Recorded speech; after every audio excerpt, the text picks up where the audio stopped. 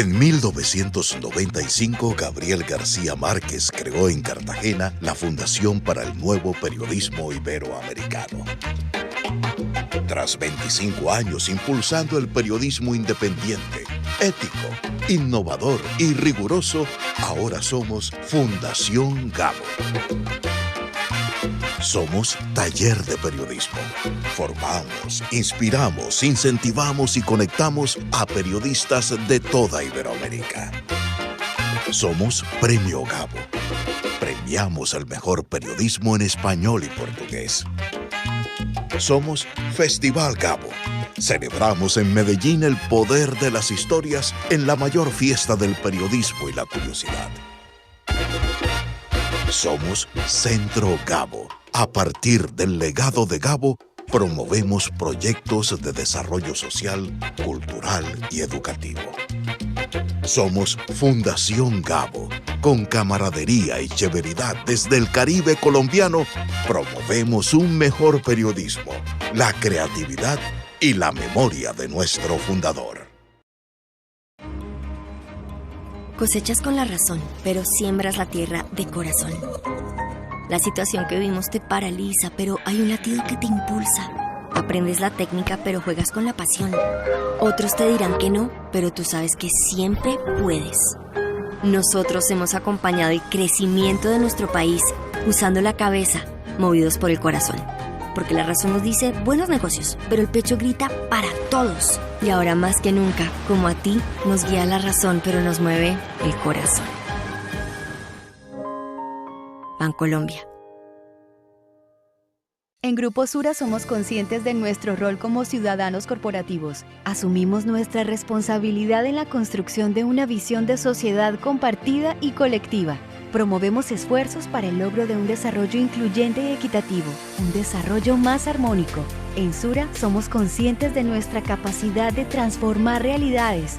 Buscamos gestionar de manera balanceada nuestros capitales humano, social, natural y económico. Todos y cada uno de ellos son necesarios para generar bienestar en el presente y en el futuro para la sociedad.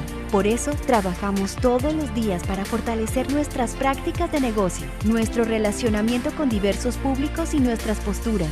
Lideramos y nos vinculamos a iniciativas que promueven asuntos de interés de todos como la educación, la cultura, la ciudadanía y la democracia en los territorios en que estamos presentes. Para Grupo Sura como gestor de inversiones y para nuestras filiales Suramericana y Sura Asset Management, estar presentes de forma consecutiva desde 2011 en el principal índice global de sostenibilidad es parte de un proceso permanente en el que buscamos entender y asumir nuestra responsabilidad de aportar al bienestar de América Latina. En Grupo Sura creemos en Latinoamérica, en su potencial. Reafirmamos nuestro compromiso con los más de 650 millones de latinoamericanos que trabajan todos los días por el crecimiento de la región. Cree en Latinoamérica. Grupo Sura. Tomamos conciencia de que todos somos parte de un todo. La humanidad y el mundo cada vez nos plantean mayores retos. Ahora, nuestro esfuerzo debe ser transformar la experiencia ganada en nuevas respuestas a los nuevos desafíos. Entendiendo que cuando conectamos un punto con otro, estamos conectando personas, haciendo de cada conexión un acto inspirador.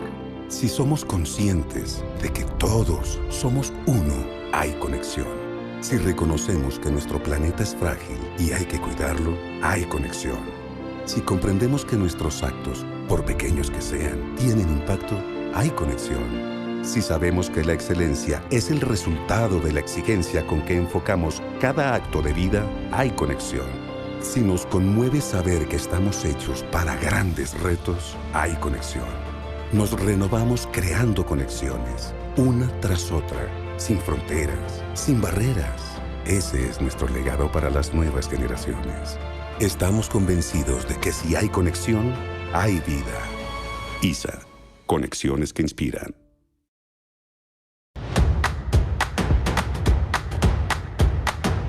He llegado a la conclusión, después de tantos años de estar dedicado a este tema, que lo importante de la ética no son los códigos, sino la obediencia de cada ser humano a un mandato que lleva consigo mismo. Todo ser humano, ser excelente.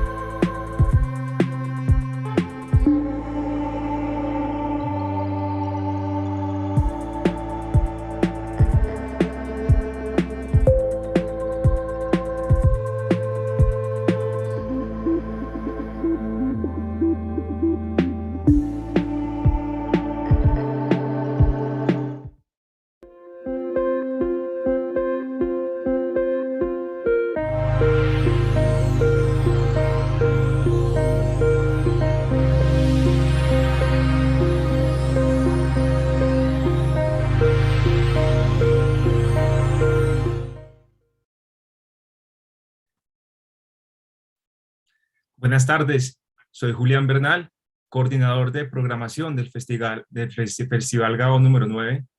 Les doy la bienvenida a la clase magistral 12 lecciones para periodistas científicos sobre la pandemia de COVID-19, que se realiza en el marco del Festival Gabo, el cual es posible gracias al Grupo Sura con sus filiales en América Latina y Bancolombia.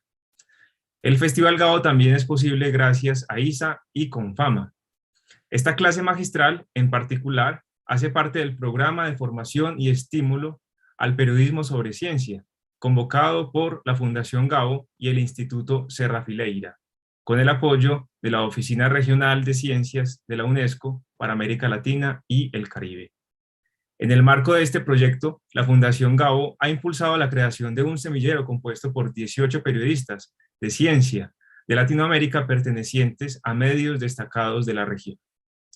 Y actualmente se encuentra en marcha 16 investigaciones periodísticas con énfasis en cobertura de temas de ciencia. Se prevé que sean referentes en esta materia.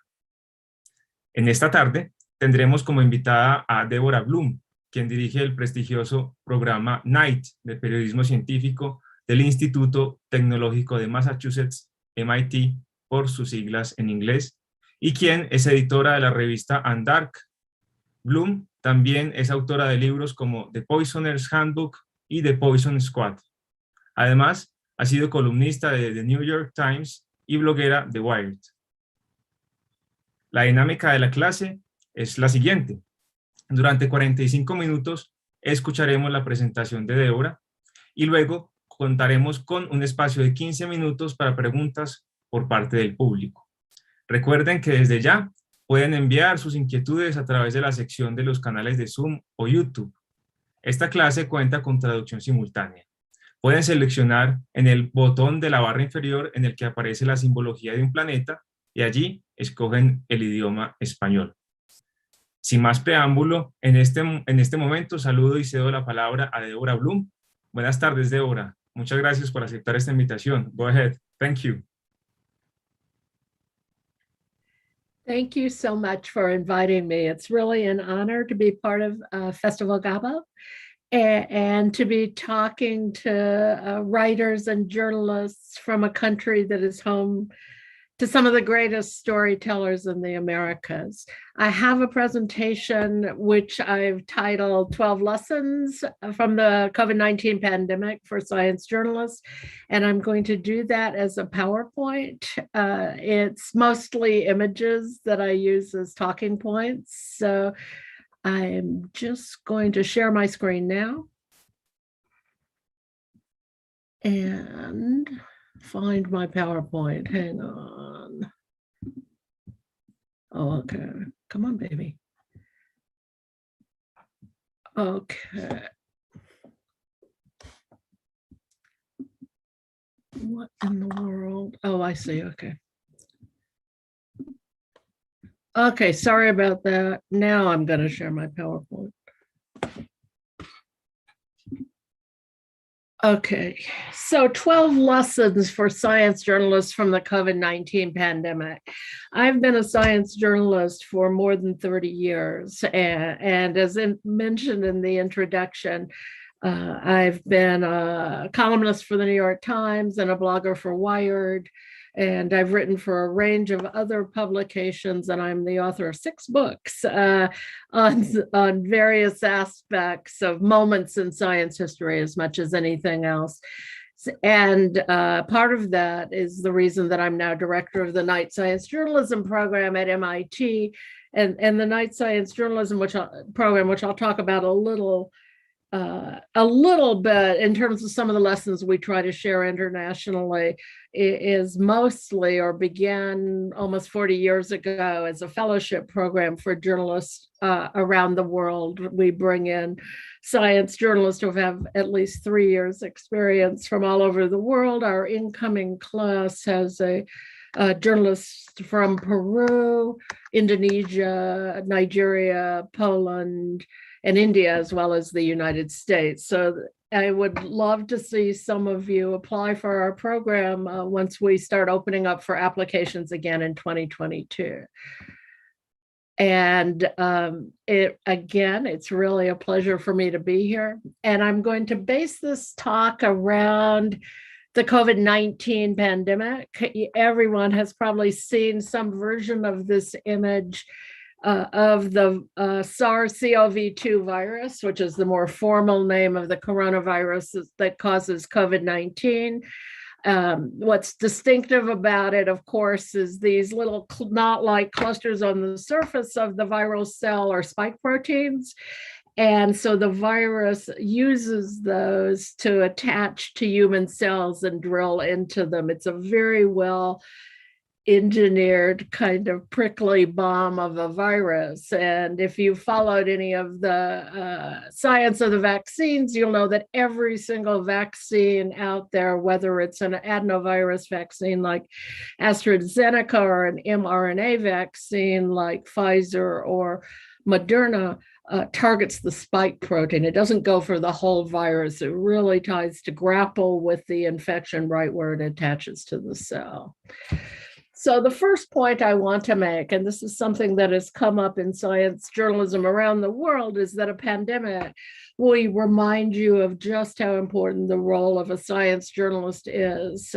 We need people who are experienced or trained in working within the community of science that understand something of how it works, even understand something of how a virus might work or how epidemiology works or how a particular infection may manifest, so that they can best explain it. And this echoes what I think is an even bigger point in science journalism or journalism in general, which is that we live in a world in which science and technology are primary drivers of what's happening on the planet and of society today. And you can look at that from a number of examples: environmentally, climate change, public health-wise, pandemics like COVID-19, technology, the rise of the internet, big social media companies like Google or Facebook or Twitter. All of those things shape and reshape our lines, our ability to miniaturize a computer so that I can carry one around in my hand, right? All of that is about the way science and technology reshapes our lives. And unless we have at least some common sense understanding of how this works, how a virus works, how a vaccine works, how a social media company runs its algorithms, we do not have the tools to navigate the world that is being changed by these forces every day. So what we do, the way we share these stories, beyond what I always think of as, the science audience, scientists, people who love science, science journalists, geek people like me, people who really live in the community of science. Most of those people know how to navigate this, but many people don't. And so one of the most important things that we do as science journalists is to share information with people who are not standing around the science campfire, which is most of the people in society, and share it in a way that it's accessible and in fact does give our readers or viewers or listeners to tools to navigate our science and technology world. I used this just as an example of the kind of information that you might see in the United States. And these are two different images, which I've drawn from US news sites, mostly news sites like our television news sites like NBC, which track the sort of shifting pattern of COVID-19 in the United States. And the former one, in which you see this swath of highly infected areas in the American West and South mostly, is from July, and the more multicolored one to my right is from this month. And so if you look at compare these two maps, which are made available to the public through American media companies, you'll see that the shape of the pandemic has changed and that the intensity of cases is now largely along the northern states, and that it's started, not in all cases, but to resolve itself somewhat in southern cases. And if you follow that a little further, This will tell you two things. One is that COVID-19 is a seasonal virus. So you're starting to see in the states where people are spending more time indoors in close contact because of bad weather, the more accelerated spread of the virus. And you'll also, this is less clear, but it's true in both of these maps. This is a pandemic in the United States, primarily of the unvaccinated, and about 90 to 95% of all the cases, and certainly all the cases that are in hospitals, are among unvaccinated people. So we're hardly a shining example of handling the pandemic.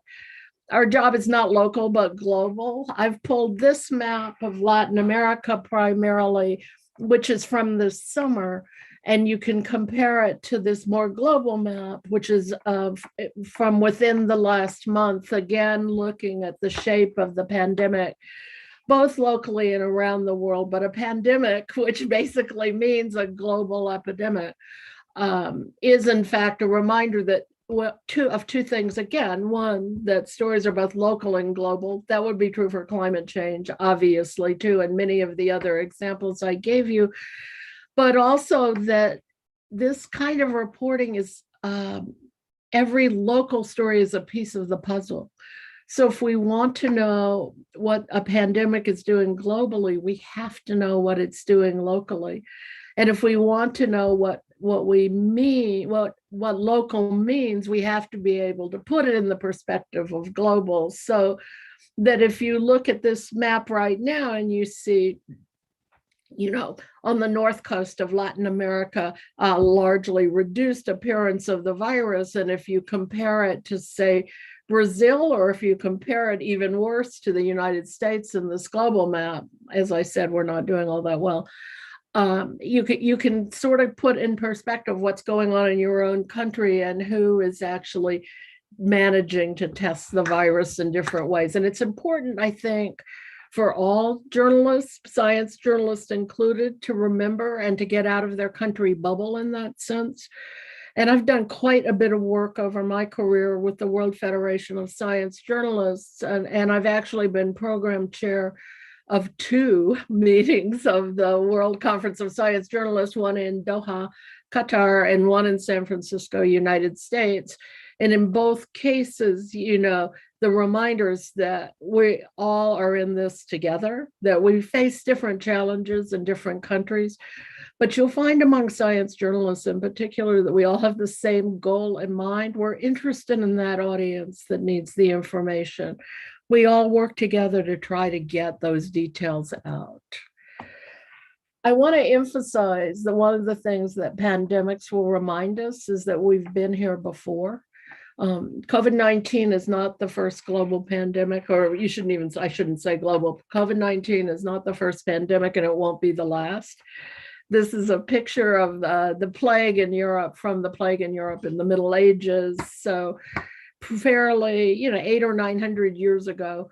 And the picture portrays someone wearing a mask, a plague mask. And there was a theory then that long protuberance, that bird-like protuberance, would actually protect you from the infection.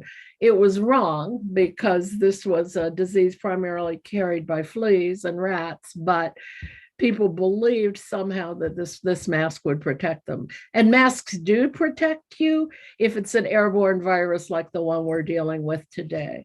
So there are other messages in that regard from history.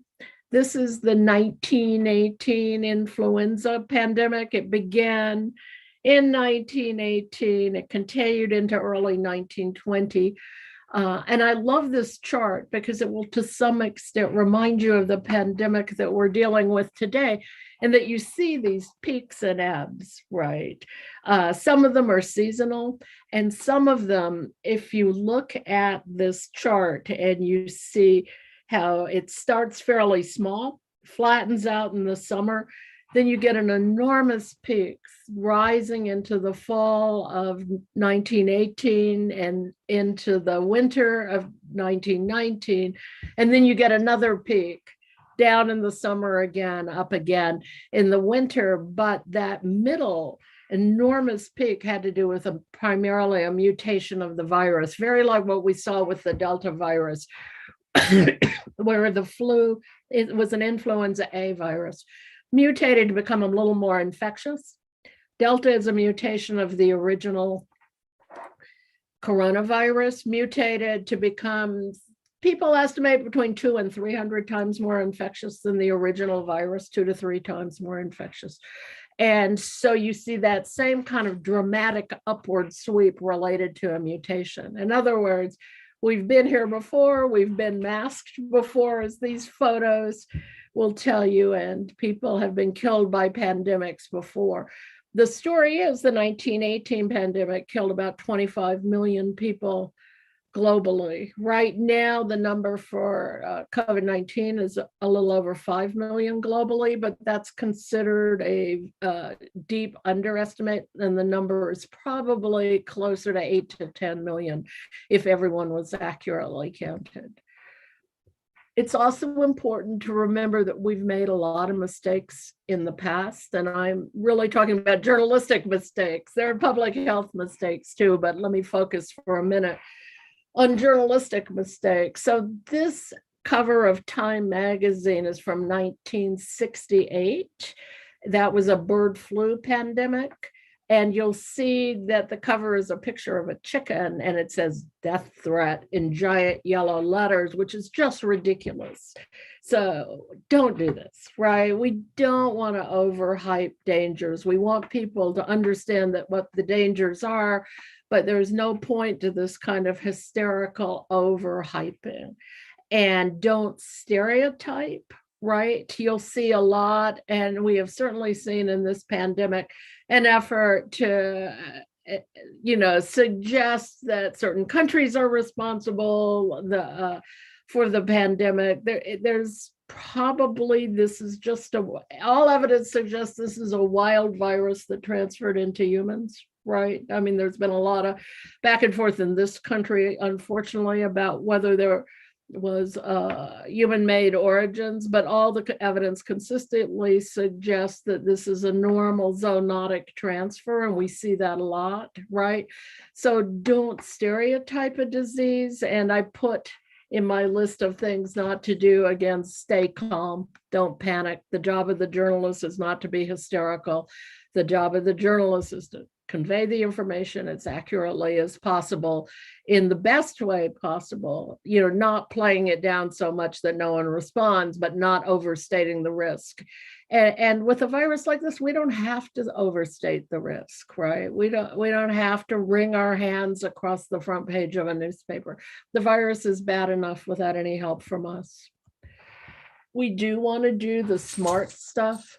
So one of my other points has to do with debunking misinformation. This is from one of the Ebola outbreaks in Africa. And the sign says Ebola is real. If you go back, you may be able to hear my dog, sorry about that. If you go back and hear, and you look at the reporting from that time period, you'll find then, as there are now, there were conspiracy theories that the US government was secretly importing Ebola into the United States, that Ebola was a government plot to take out certain populations, right? A whole lot of misinformation. And one of the most important things we do as journalists is to get the truth out there to the best of our ability, which requires as much research as we can do, because we all know truth is multifaceted. But to get the truth out there, to get the best information out there, and to do our best to debunk misinformation and conspiracy theories. And I want to talk a little bit about the vaccine conspiracy theories and misinformation, because that has caused a lot of problems in controlling this pandemic. And so if you look at the 3 vaccines, you've got the adenovirus vaccines produced by Johnson & Johnson and AstraZeneca. They're delivered adenovirus is a cold virus. So they use a virus to penetrate and deliver a dose that materials that gin up an antibody response. And then the mRNA vaccines are more designed to provoke your immune, I cannot say this, kind of stimulate your immune system with some genetic material that is specifically designed to hype up your antibody response. All vaccines do is teach your immune system to recognize an enemy. That's the entire limit of what they do. They don't change your DNA. They don't give you a virus. They just stimulate your immune system so that you're better protected against what might be attacking to you. And that's been true of vaccines since the smallpox vaccine from more than 100 years ago. So that's what an mRNA virus does. But you see a lot of people going out.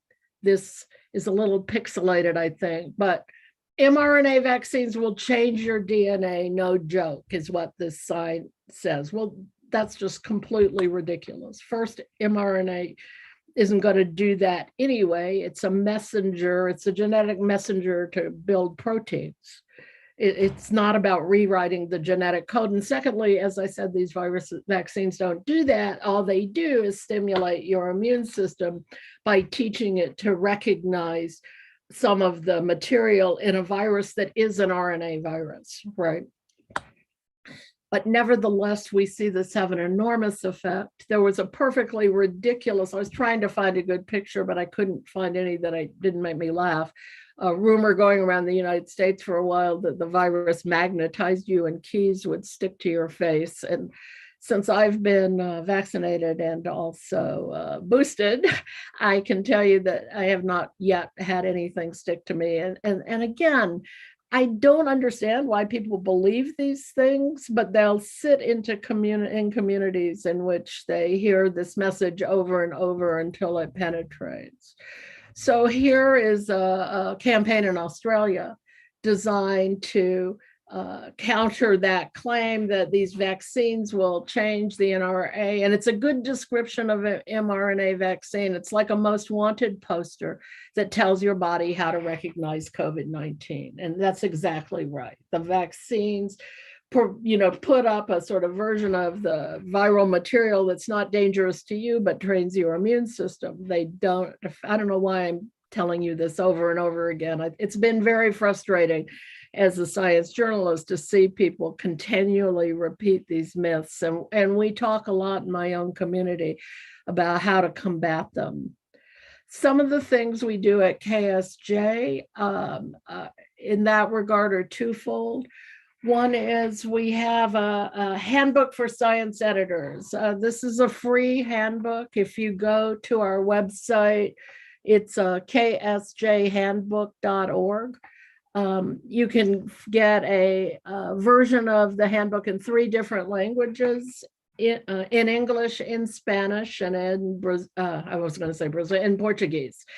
And we're looking at translations into other language, and it will walk you through all the basics of editing a good science story or how to be a good journalist in regards to science. It talks about reporting on controversy. It talks about recognizing good sources and bad sources. It talks about how science works. And we also have on that same part of our website a series of webinar videos from programs we did during this year to build on those chapters and have kind of interactive tutorials on them.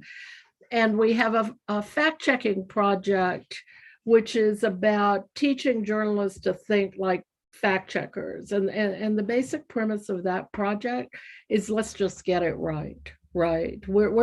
We are not novelists, we're journalists. Our job is to tell the truth. Our job is to explore, investigate, examine until we get some sense of what is going on, acknowledging that truth itself is an elusive property, but our job is to also get it right. And if we all thought like fact checkers, and fact checkers are insanely detailed about facts, if we all thought like fact checkers, if journalists thought like fact checkers, then we might get even more right going out the gate. So we also run, we have one later this week, free workshops to train fact checkers. Those are largely international. The last one we did, we had about 200 people that we admitted into the workshop, and only about a quarter of them were from the United States. So we encourage people from all over the world to learn some about this. I mostly wanted to show you one example of a fact check story. This is an undark, so that you can look at the way that fact checkers work when they're, trying to figure out what has to be checked. And you'll see all of this color coding that gives the fact checker idea of what the most critical issues are. And then you'll see the fact checker going through the manuscript here on the left and underlining every fact that has to be checked and circling the critical ones. And in general, what I've been told is when we do a story in the 6,000 to 8,000 word range, the fact checkers generally find between 1,000 and 3,000 facts that they want checked. So if we all could think a little bit more like that, I don't think reporters necessarily drill down to that level of detail every time, but I can tell you from working with fact checkers that they have saved me from making, and many other journalists, from making some very interesting mistakes. And I'm extremely grateful to see that profession on the rise in journalism. Finally, I want to mention something that I've come to believe is really important. And this is a quote from a 18th century professor of medicine in France. Do not fear to repeat what has already been said. Men, and this is the 18th century, so it doesn't say humans and it doesn't mention women, but men need the truth dinned into their ears many times from all sides. The first rumor makes them prick up their ears, the second registers, and the third enters. And I actually think it's probably that we need to repeat things more than that, but the principle is right. One of the issues that we have in journalism that I think has sometimes worked against us in telling complicated stories is there tends to be a kind of a news ethic of haven't we already told that story? Haven't we already said that? Haven't we already, reported on that? And in the kind of stories that we're seeing today, we need to kind of set that news-driven prejudice aside and think about it differently. And there's two reasons for that. If you really do care about countering conspiracy theories, then you also care about the fact that they repeat all the time. So the conspiracy, I'm focused on the anti-vaxxers because I'm talking about COVID-19, but you would see this in other things like climate change, for instance. They will repeat the same information over and over and over again so that it does enter the brain, as this suggests.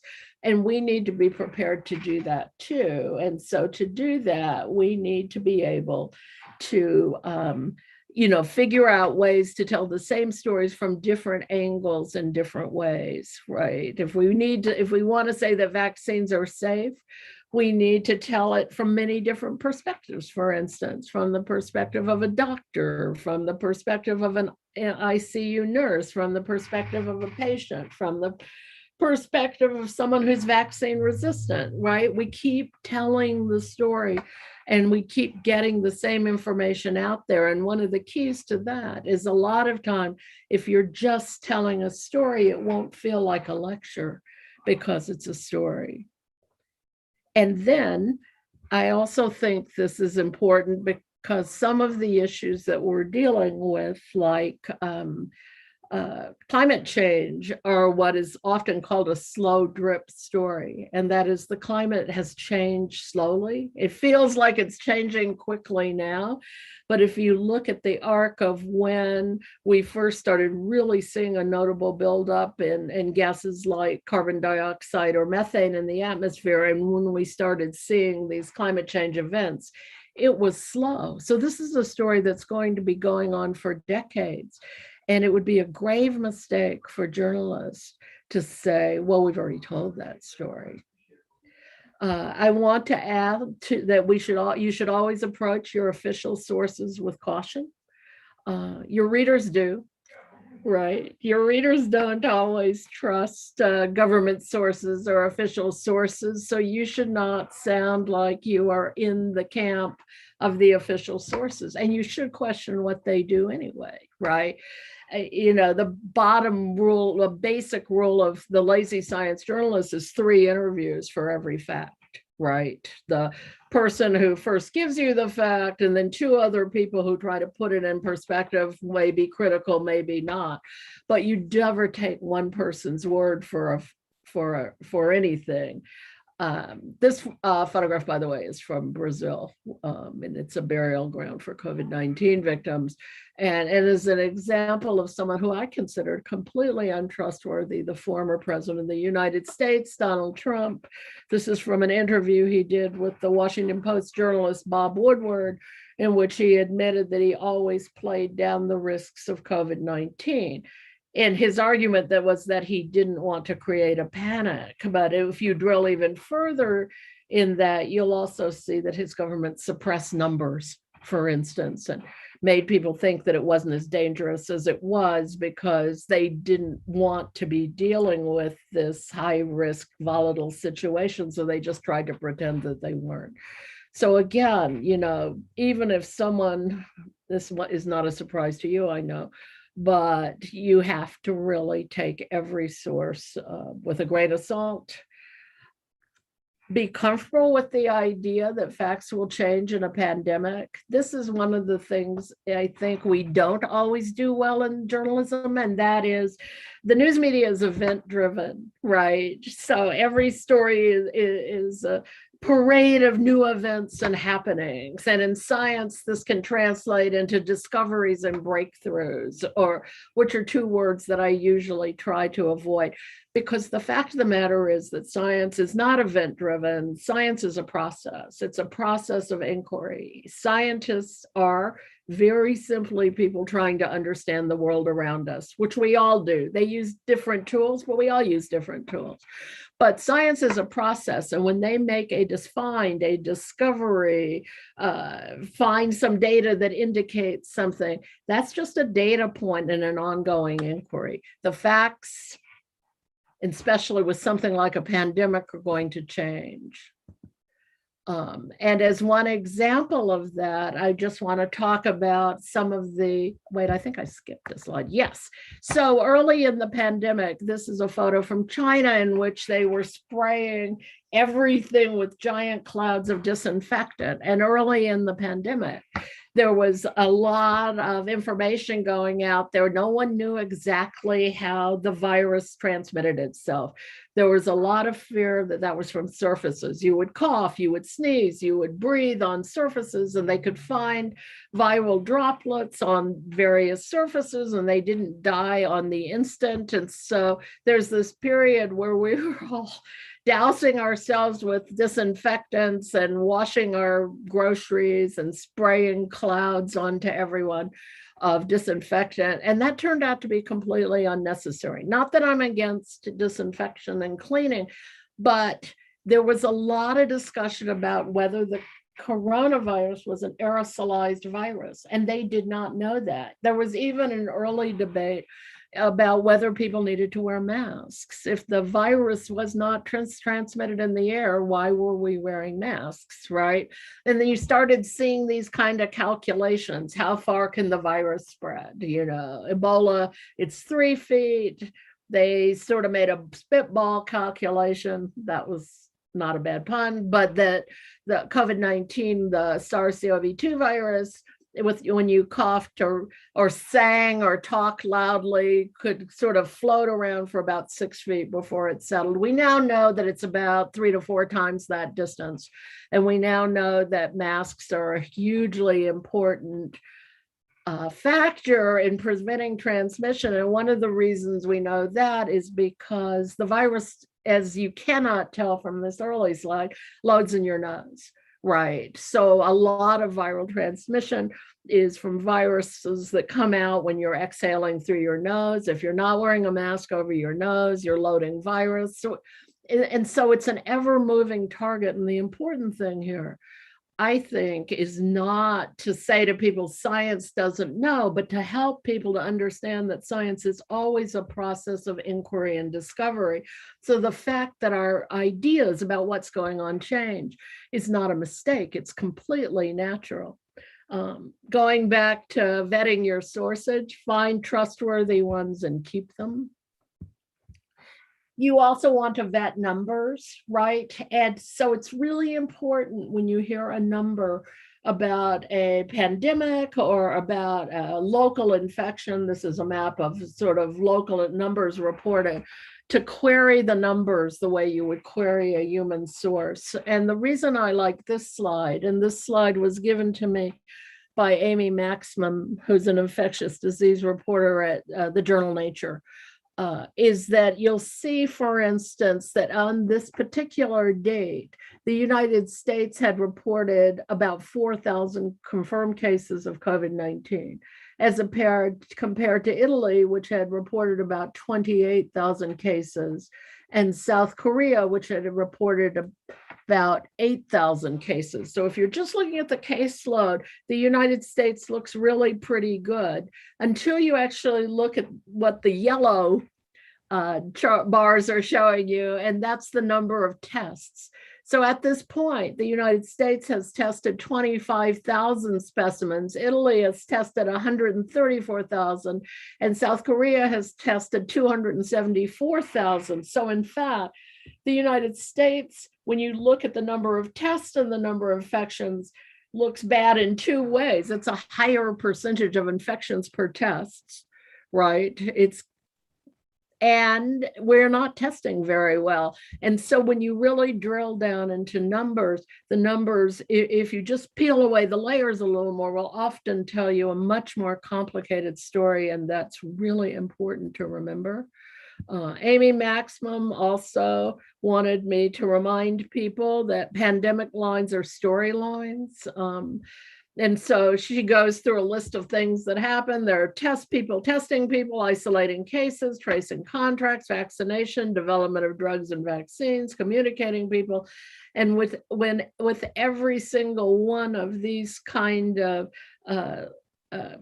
processes, there are stories, there are narratives, there are complications and resolutions and stories to be told.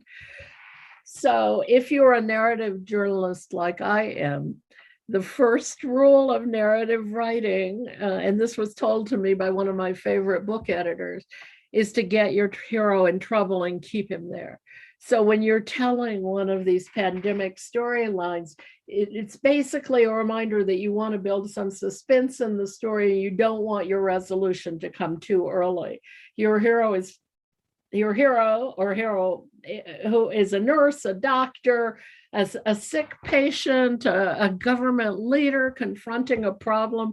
And when you're writing a narrative, they don't fix it right away. And you outline the obstacles and the challenges.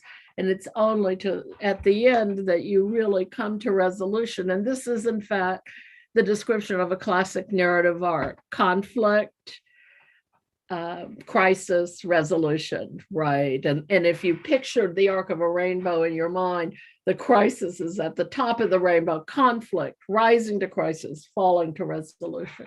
And a lot of times when I'm writing stories, one of the things I do is to map out that story structure in advance. Oops. First rule. Second rule, we're telling the truth. We're dealing with real people's lives. It's more important to be responsible than provocative.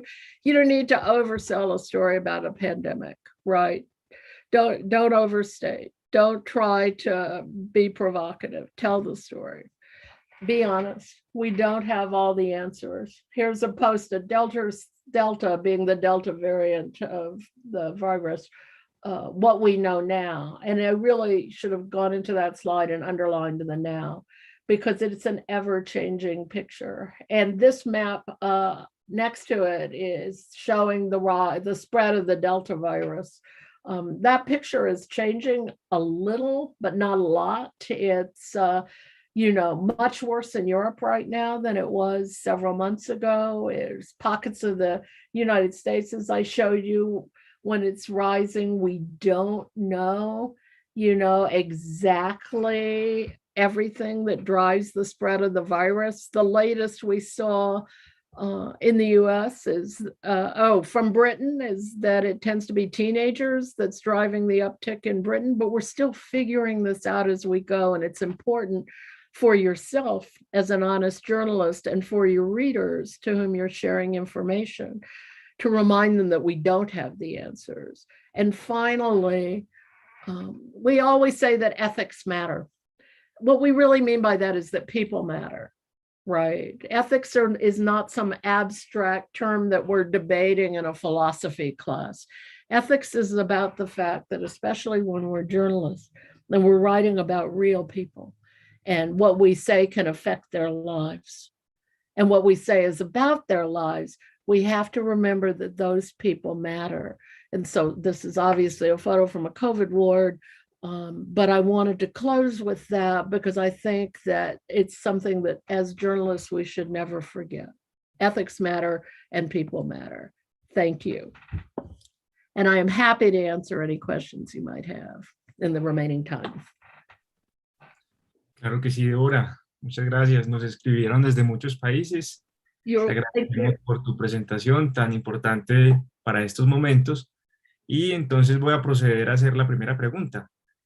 ¿Cómo informar sobre el COVID sin ahondar el estereotipo creado de que lo bueno para la salud, confinamientos, restricciones, son malas cosas para la economía?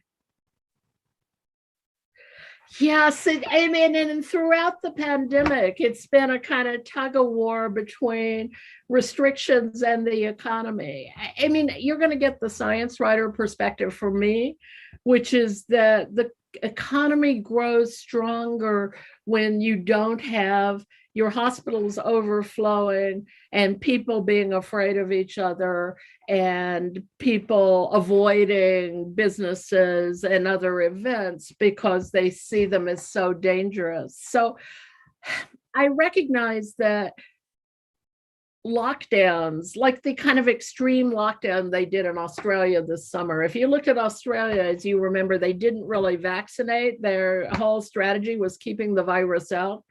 And then the Delta variant came in, and they ended up doing lockdowns for almost the entire summer. I did not see a lot of complaining there about the hit to the economy, right? I think people didn't like it, but people toughed it out until they could they're now, between 70 and 80% vaccinated from basically 5%, right? I think you hear the complaints about the economy most from countries that are capitalism driven, like the United States, right? And I think that we need to recognize that containing the virus is actually good for the economy, that there are going to be some short-term hits, but if we all do this together, and if we're creative about the way that we work with the restrictions, right, we can actually help buffer some of that. So for my husband and I, when we were all in lockdown here, we shifted over to having groceries delivered to our house. And we actually ended up going with a company that deals with food waste. America is often correctly described as a spoiled, wealthy country. People throw out a lot of food and a lot of produce that is imperfect gets thrown away. So these companies have sprung up that rescue all the misshapen avocados and bruised bananas and whatever and put them into food. And so we've ended up getting our groceries delivered by Imperfect Foods for the last year and a half. And so I think it's too simplistic to just say, well, these restrictions hurt the economy. I think if we work communally to try to support the economy in creative ways, and if we allow businesses to be creative, then we get past the restriction time faster as well, right?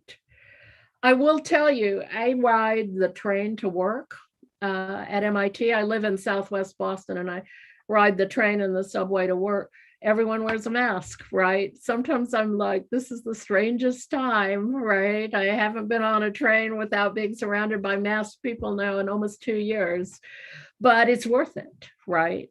If we can keep the pandemic under control. And I think we all have to remember that, you know, economies take hits, but people's lives matter too.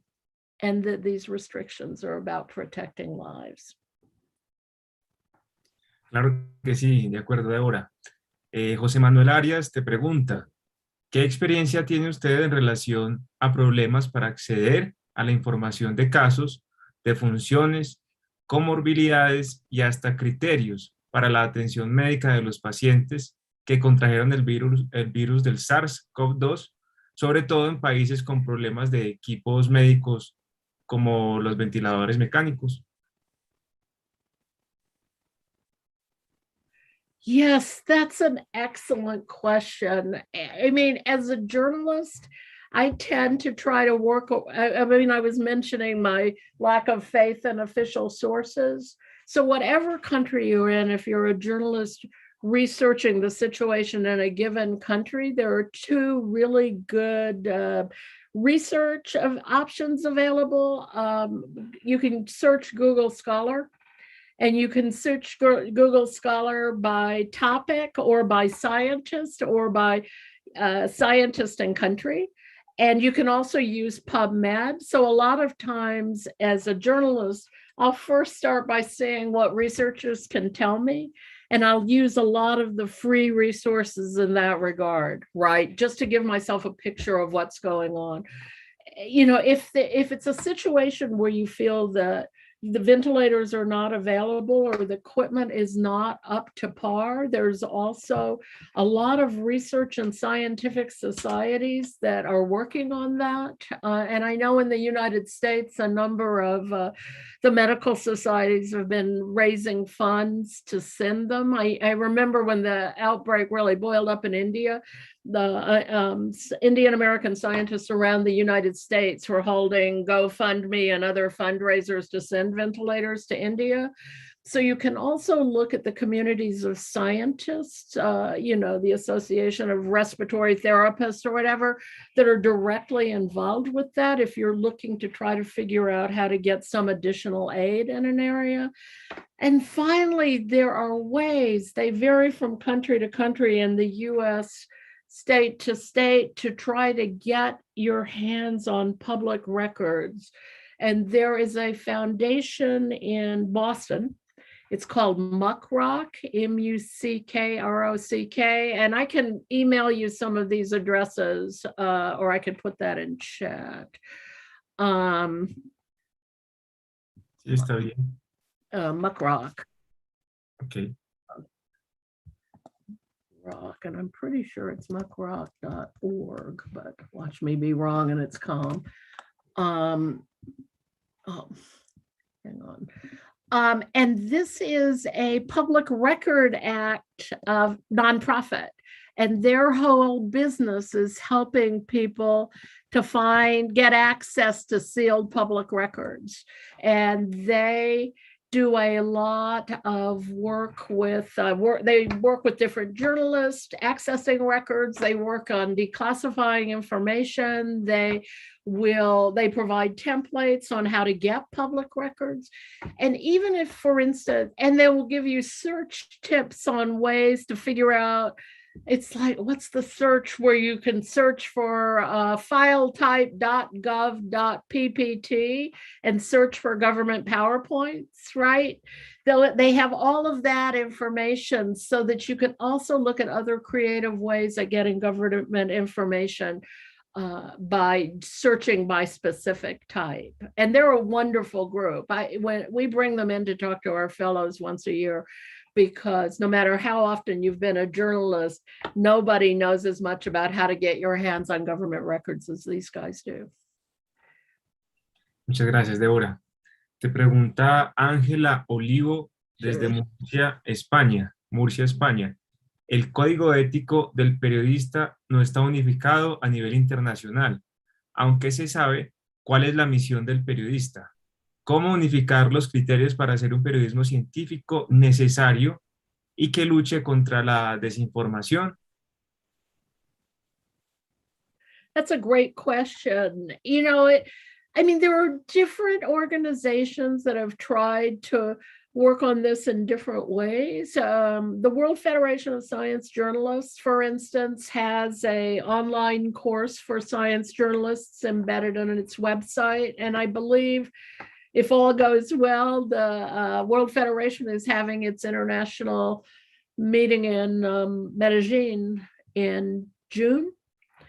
So it will be in Colombia in June. And at that particular meeting is one of the ones I know that really works to standardize excellence in science journalism. The Federation does, they do. There are other organizations that do this in different ways, right? There's an international meeting of fact checkers, for instance. There's international meetings of investigative journalists. There's Inquire First, which is run out of San Diego by Lynn Walker, is running a project in Latin America right now, Stories Without Borders, in which they are networking science journalists across Latin America, because they recognize that a lot of the environmental stories in particular, although they also did COVID-19, but a lot of the environmental stories in particular in Latin America are not limited to country borders, right? And so, and they run an annual workshop for public health journalists in Latin America every year, because I've spoken in that a couple of times. And then, of course, we do some of our stuff in a much smaller way. So what I'm saying is, there are a lot of organizations who agree with you that this is an issue and are working on it. I would like to figure out a way personally, and I don't have a brilliant answer to it, to strengthen or focus the World Federation of Science Journalists in a way that it was more integrated with some of the regional programs and really did work on the kind of standardization you're talking about. And there's one other meeting, I don't know if any of you have attended it, the Science Journalism Forum, which is an annual international virtual meeting of science journalists, and it's in its second year. So there's a lot of recognition among science journalists that the stories we tell are global and that we need to be able to help each other. And I don't mean this in a US knows all and we will tell you how to do your job kind of way, because I don't think that's true. I think that all of us come from different places and we're really smart about where we are. I'm really smart about US science journalism. I'm not an expert in the science journalism of every country in the world. And so the most important part of this is to recognize that kind of give and take, right? And to work harder on that. And things like what you're doing here are a part of that too. Muchas gracias, Deborah. Te pregunta Carlos Serrano, ¿qué criterios tienes en cuenta al momento de escribir o no sobre estudios prepublicados? Es decir, que todavía no están en un journal o en una review. Yes, and we saw a lot of that in the pandemic, right? Everyone was rushing to get information out because they realized that this was a fast-moving pandemic. And when you look at like the stories that resulted from the preprints, some of them led into very good work and some of them had to be withdrawn, right? So I think it's really important. I don't think we always do this. I think it's really important, to the best of our ability, not to do what I think of as a single study story. This is a big debate actually among my journalism friends and I, is do you do a story based on a single report? It's much better to take the single report and put it into context. So if I am doing, if I'm going to report on a peer review study, then I am going to use those tools I mentioned.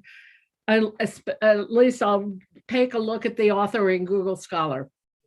And I'll say, What kind of experience does this author have in this field? What are their other publications? You can find all that out. Do they have a pattern of expertise in this area? Do I think they actually know how to design this kind of study? Who are the leaders in the field? You can actually, by searching by subject in Google Scholar, you can actually figure out, who's primarily cited in a given year and what people's areas of expertise and what they've published in before and who you should talk to. But you should never just talk to the primary investigator or PI who's going to tell you this is wonderful work. You should always take the extra time to put anything, but especially a preprint, into some kind of context. And you should say very clearly in your story that this is a preprint and it hasn't been peer reviewed. And just to give you one of the really bad examples of when that didn't happen, in the last, I want to say this has been in the last month or so in Canada, there was a group at a cardiology institute in Ottawa, Canada, and they did an analysis of myocarditis, the inflammation of the lining of the heart related to vaccines, which has been, a minor, a small side effect, or, not that often a side effect, but a measurable side effect with some of the mRNA vaccines. And they completely screwed up the math. I mean, completely screwed it up. So much so that when they published their preprint, they said the risk was 25,000 times higher than it actually was. They got it wrong by 25,000. And so immediately people started saying that can't be right. But the Canadian media had already published that story as a single study story, right? It was local scientists, lots of, excitement about this unusual finding. I mean, when I looked at it, I thought, well, that doesn't even make sense, right? Because if that many people were getting myocarditis, we'd have people dropping dead all over the world, and that hasn't happened. In the real world, that doesn't even make sense, right? So it's also important for journalists, aside from all this extra work I'm talking about, to apply their common sense filter, right? If, there's just not thousands of people keeling over from myocarditis around the world. We all know that. I don't know why people don't stop and exhale and just say, and I think this is really important in any report, does this actually make sense, right? And that's a critical journalistic tool. Bueno, Deborah, muchas gracias. Ya lastimosamente hemos terminado, pero esto se pasó muy rápido. Fue muy interesante tu conversación, tu clase. Y nuevamente muchas gracias a todos los participantes que estuvieron aquí en esta clase sobre las 12 lecciones sobre la cobertura periodística de la pandemia de COVID-19. Gracias también a nuestros aliados Sura y Bancolombia con sus filiales en América Latina. Recuerden que pueden consultar la programación completa en www.festivalgabo.com y no se les olvide que mañana son las maratones de las mejores historias de Latinoamérica. Tienen cita con nosotros a las 9 de la mañana, hora colombiana. Hasta la próxima y muchas gracias.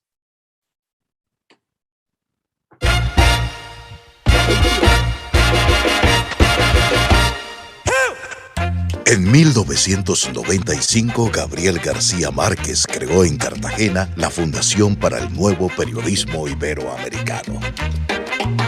Tras 25 años impulsando el periodismo independiente, ético, innovador y riguroso, ahora somos Fundación Gabo. Somos taller de periodismo.